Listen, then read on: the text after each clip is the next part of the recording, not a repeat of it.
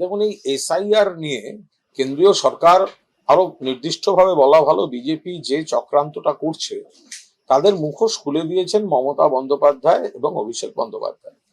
SIR এবং SIR related যে জটিলতা, কনফিউশন তৈরি করে তারা তার পলিটিক্যাল সুবিধা নিতে চাইছে চক্রান্তমূলকভাবে জাতীয় নির্বাচন কমিশনকে প্রভাব খাটিয়ে।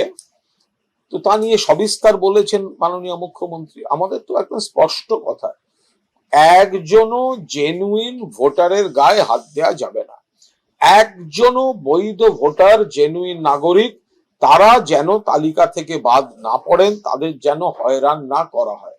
যদি এই ধরনের চেষ্টা হয় তাহলে প্রতিবাদে দল যা যা সিদ্ধান্ত নেওয়ার নেবে এবং প্রশাসনিক বিষয়টা সরকার দেখবে।